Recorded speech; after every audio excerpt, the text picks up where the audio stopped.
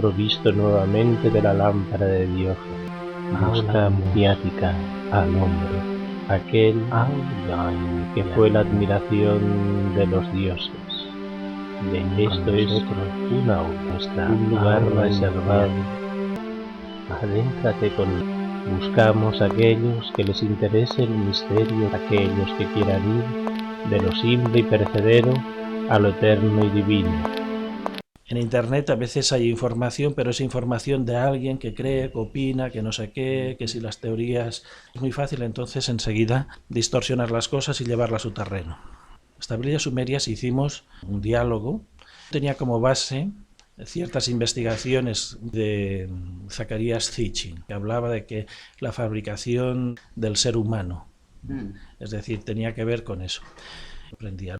Y esta vez, que no ha sido agradable, teniendo referencia a esas tablillas, es decir, a las tablillas sumerias, y de Anton Parks, escritor francés, él fue recibiendo, ya hace unos años, visiones de ciertos seres con una apariencia de reptiles, es decir, de humanoide, reptiloide, y también el sonido. Y el sonido, él al principio creía que era como el hebreo, era un lenguaje así como arcaico, antiguo.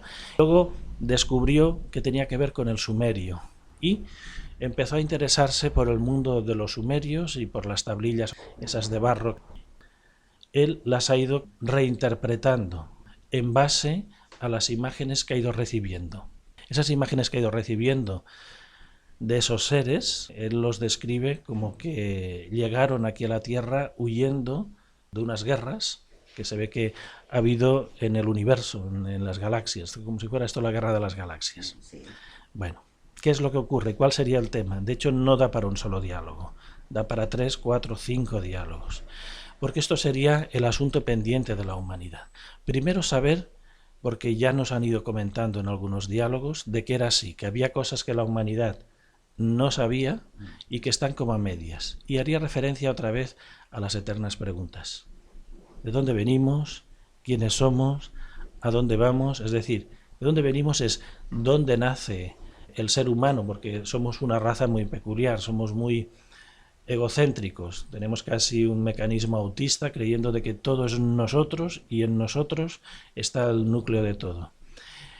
A través de estas visiones que ha ido recibiendo Anton Parks, no voy a cuestionar si son ciertas o no ciertas, porque no tengo elemento de juicio, por eso uno se coloca a disposición de alguien que tenga mayor objetividad.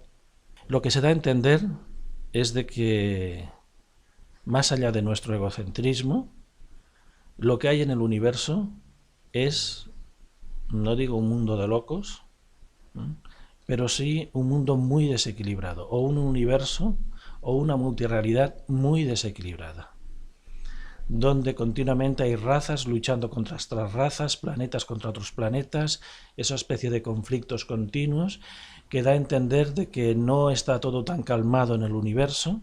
Entonces estos seres que venían huyendo de una batalla muy peculiar, que sería casi motivo de otro diálogo, más allá de esta introducción, sería volver a retomar el tema este de Sumeria.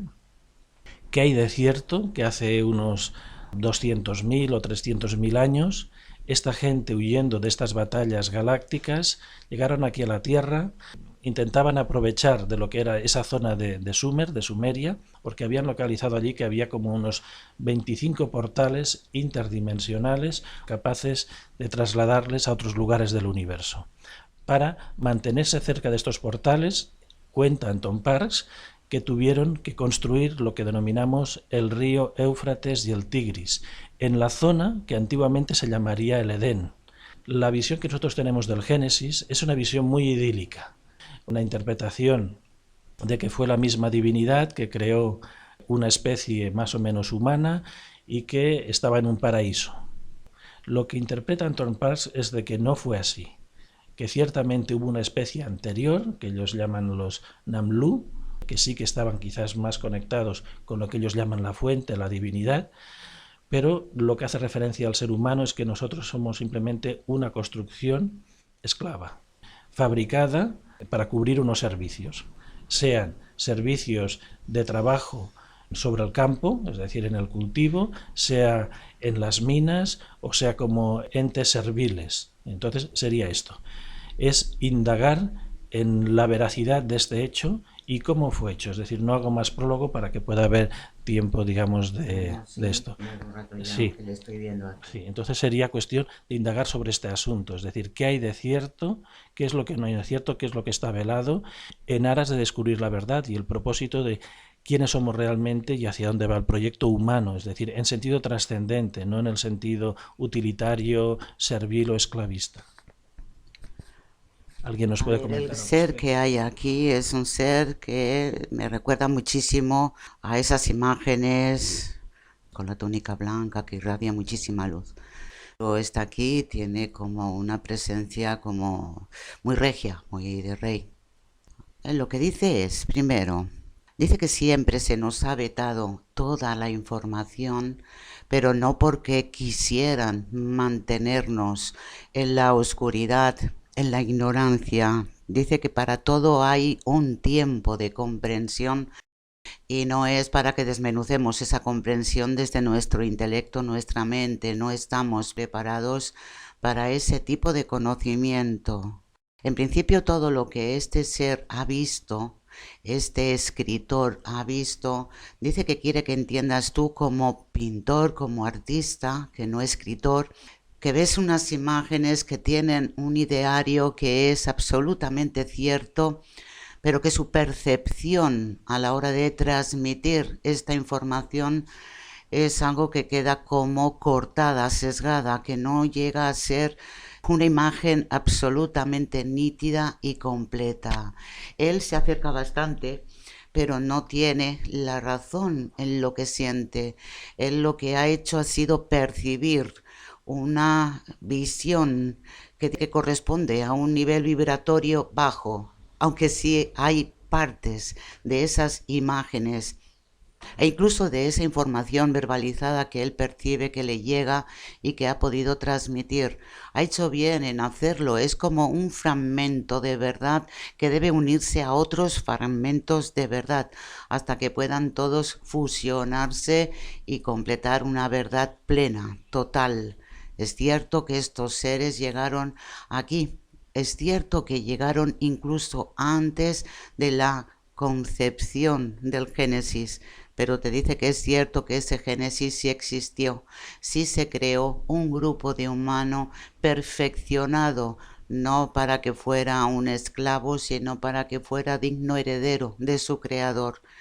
Es cierto que ese experimento se truncó y el ser humano quedó a las puertas de una realidad distinta que tenía que haber vivido. Quedó simplemente sujeto a sus pasiones, a sus instintos, una mezcla de instintos animalescos y humanos. Dice que también es verdad que el ser humano es capaz de las mayores crueldades, de las mayores tragedias, pero también de las mayores bondades. Dice que esa es una parte que todavía perdura y que no ha perdido. Es como esa pequeña chispa divina que aún todavía mantiene y contiene en sí mismo.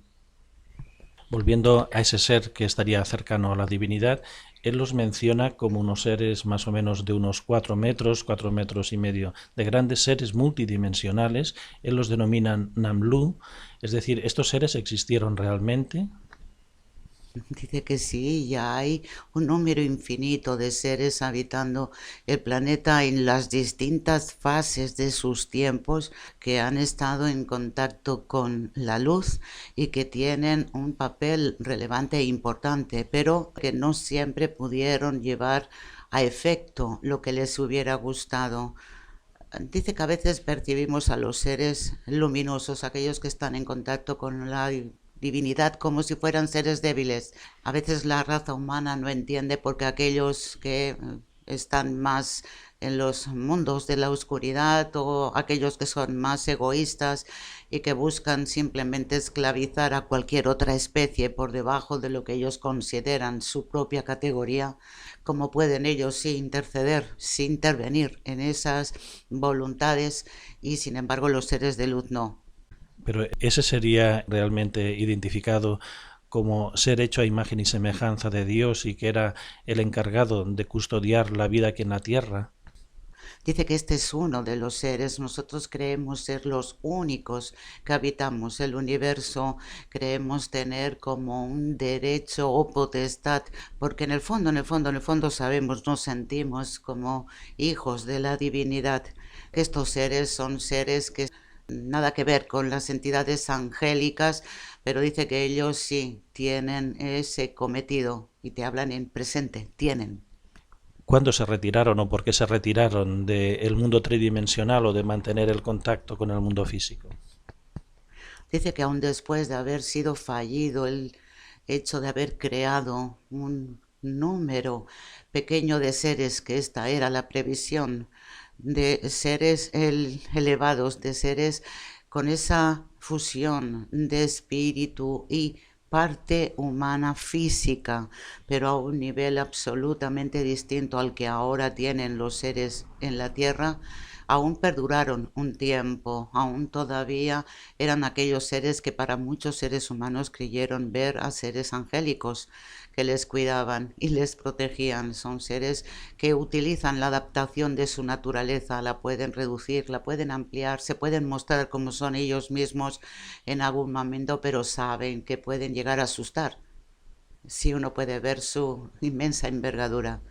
Haciendo referencia a lo que es la teoría de la evolución o lo que hace referencia a la especie humana, se habla de la introducción de el ser neandertal o del hombre neandertal también ya como una fabricación, es decir, utilizando genes de homínidos y otros genes de estas razas reptiles, pero que no eran todavía los humanos. ¿Realmente fueron fabricados los neandertales por seres venidos de fuera? Quiere que entendamos que a veces sí que es cierto que se ha manipulado el génesis de una especie antes de que hubiera ese comienzo de los tiempos a los que hace referencia el Génesis. Ya había poblando la tierra una especie mitad homínido, mitad, bueno, como si fueran muy parecidos a los monos. Dice que estos seres fueron perfeccionados, ajustados en su genética, y es a esto a lo único que puede hacer referencia como fabricación de una nueva especie, que pudieran simplemente cumplir con una tarea que ellos creyeran que la hacían para sí mismos y sin embargo estaban regenerando, poblando el planeta, sembrando, creando círculos de poder pastorear a otras especies. Simplemente les hacían ese tipo de trabajo y sí, ya existían antes. En este caso, pasando de los neandertales y llegando a lo que actualmente sería pues, el Homo sapiens actual, creyó oportuno de crear el macho, que sería el varón, y la hembra, para que continuaran procreando. Realmente fue así, es decir, es una fabricación que se hizo saliendo de unas matrices, lo que actualmente sería el Homo sapiens, del cual descendemos los seres actuales. Dice que no es del todo correcto. Es cierto de que la división de género ya ha existido y siempre ha existido en todos los lugares, y no habla solamente del multiverso, sino en todos los planos de la realidad. Es una fórmula que dice que es perfecta de la propia divinidad para poder hacer que siga creciendo, que siga evolucionando. Dice que estos seres, aunque es cierto de que sí fueron tocados y perfeccionados o simplemente ajustados a las necesidades que ellos querían, indistintamente eran mujeres y hombres. En este caso, un cierto diálogo entre estos genetistas, a lo largo del tiempo, a través del mito, se ha ido considerando como si fueran dioses de la antigua Sumeria.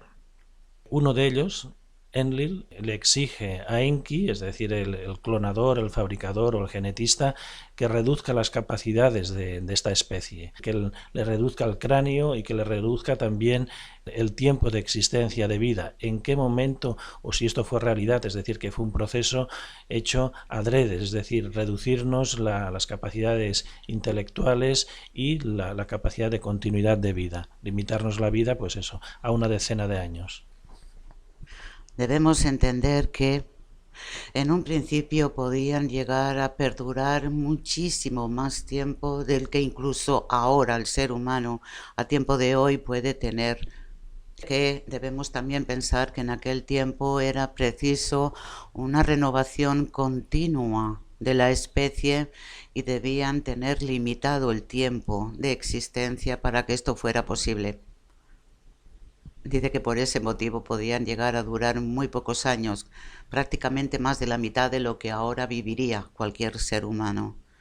Pero dice que eso ya va implícito en ese ajuste genético. No les quitaron o no les privaron de ciertas capacidades, simplemente fueron cerradas, selladas, no vaciadas de sus cerebros. Que no confundamos el tamaño de un cerebro con la capacidad o la posibilidad de ampliar la extensión de su acción, de su radiación en el exterior, que puede ser un cerebro del tamaño de una simple gota de agua y puede tener una capacidad inmensa. A través de nuestra cultura judeocristiana nos llega a nosotros de que hubo un pecado original. ¿A qué se haría referencia este pecado original, si es que existió, o simplemente es tal como nos diseñaron, como hemos ido continuando, con nuestras virtudes y defectos? No le gusta utilizar la expresión pecado. Dice que en el momento en el que hubo este proyecto siempre se le otorgó una libertad de acción a aquellos que tenían que formar parte de dicho proyecto.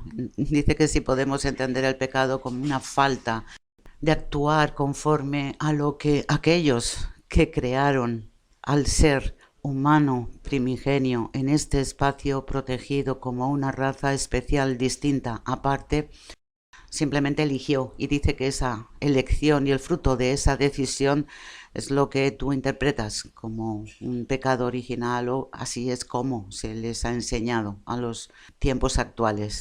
A nosotros nos ha quedado una idea idílica de lo que llamaban el Edén o el paraíso, mientras que la visión que está dando este autor, donde la especie homínida simplemente era un sirviente, un esclavo, alguien sin ningún derecho más que el trabajo. Dice que ya te ha dicho que no es exactamente así. ¿Cómo fue entonces esa creación de esta especie homínida y cómo era aquel lugar? ¿Qué es lo que tenía de paraíso y qué es lo que tenía de campo de trabajo? Dice que imagines una esfera implantada en un lugar privilegiado del propio planeta, pero como esfera a su vez aislada de cualquier tipo de corriente externa perturbadora.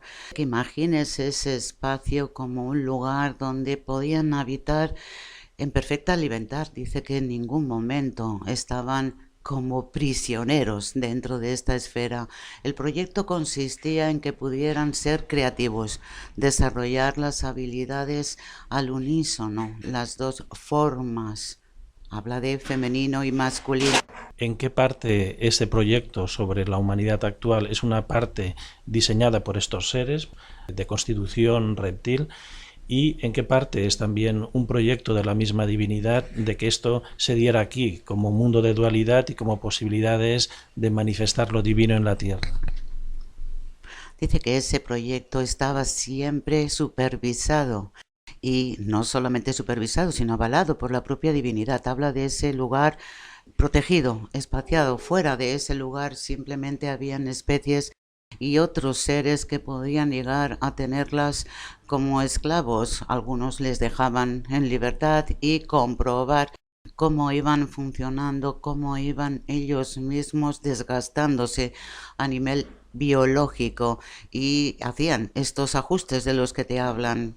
Dice que existió este génesis, aunque evidentemente no ha sido un génesis tal y como lo escriben las escrituras, pero que no era en absoluto un campo de concentración. Sí que ha existido este cambio de concentración cuando luego quedó disuelto el proyecto, desapareció de la Tierra, esta esfera se retiró y los seres humanos encontraron un pequeño puñado de seres que tenían ciertas capacidades, unas capacidades que nada tenían que ver con aquellos homínidos que poblaban la tierra. Se les pidió que se duplicaran, que se pudieran multiplicar para intentar así de esta manera llenar un espacio que acabara absorbiendo a aquellos que por su naturaleza estaban condenados a perecer. Dice que ya conocemos el resultado de este proyecto al dejarles en libertad. Cuando se habla también de la expulsión del paraíso, ¿realmente es una expulsión del paraíso o es una liberación de esos espacios controlados de trabajo? Es que él no lo ve como un lugar de trabajo en ese espacio. Por eso ya te ha contestado que no es cierto lo que te desvela. Cuando este autor desvela de que allí había unos portales dimensionales para trasladarse a través del espacio, a través del universo, es decir, realmente en esa zona había esos 25 Stargates o puertas hacia las estrellas y la construcción de unas ciudades que estuvieran cerca de estos portales, ¿ese proyecto fue real? Dice que esto sí que es cierto, no te habla del número exacto de esos portales y no es el único lugar de la Tierra que los posee. Según el autor, describe que ahí hay una mayor concentración y que el hecho de querer crear zonas habitables indujo también a hacer artificialmente lo que actualmente conocemos por los ríos Éufrates y Tigres. ¿Fue realmente construidos estos ríos o su cauce es natural? No, dice que su cauce es natural, pero sí estaban en el punto como un eje perfecto para el propósito. ¿Qué ha sido de esos seres reptiles? Ahora en lo que es superficie a nivel físico no existen ya. ¿En qué momento esos seres desaparecieron de la perspectiva física y en qué lugares han ido a parar? Es decir, hay quien habla que han bajado a otras dimensiones, a la segunda, que han bajado hacia abajo. Pero ¿es real que esos seres también desaparecieron de la faz de la Tierra o permanecen de una forma oculta? No, dice que tienen la capacidad de poder entrar, ellos todavía saben cómo cruzar y esos portales dimensionales que llevan a distintos lugares, tanto de dimensiones superiores como inferiores. ¿A qué es debido de que el ser humano quede aquí a expensas, como en esta sensación de solitud, de que estamos solos? ¿Cómo hemos llegado a este punto de egocentrismo o de humanocentrismo? Dice que el ser humano tiene que revalorizarse a sí mismo, tiene que acabar encontrando ese punto chispa que todavía anida en él para desarrollarla lo suficientemente intensamente como para darle la vuelta a esta situación. Mientras esto perdure así, está expuesto tanto al beneplácito de los seres que le protegen, porque si no fuera así ya se habría extinguido la especie humana, contra aquellos que utilizan la vida del ser humano como simplemente elementos borregos que trabajan para ellos. Realmente el Adán no era un ser original, sino que era esa fabricación de un rebaño servil, aunque ahora estemos matizando su parte, digamos, consciente o divina. Dice que él separa lo que es el primer ser humano y lo pone y lo dice con expresión, que no importa el nombre que se le diera a ese primer hombre, con esas cualidades específicas a cualquier otro primer hombre que quedara fuera y que fuera simplemente aquel trabajador esclavo. Ahora, ¿en qué punto nos encontraríamos? ¿Es en un punto de emancipación de la especie humana hacia lo sagrado, hacia lo divino, o estamos en una fase estancada o involutiva? No, dice que estamos en una fase estancada, todavía no ha llegado el momento en que el ser humano se sacuda la inercia de todo aquello que lo tiene atrapado y dice que debe sacudirse esa inmensa coraza, tiene que tratar por sus propios medios de decir sí y dice que todavía no lo ha dicho. En este caso, esta decisión hacia ese sí evolutivo, ese sí espiritual, ¿es algo que tiene que surgir desde el interior como un sentimiento de añoranza que busca lo sagrado, lo divino, o es volviendo otra vez a este esquema de programación, algo que el ser humano ya le implantaron dentro de esta negatividad, este egoísmo, este todos contra todos? Dice que a nivel de especie tienen que hacerlo y hacerlo de una forma contundente. Eso sí que tiene que ser un verdadero clamor, que los hay, que ya han dado este sí.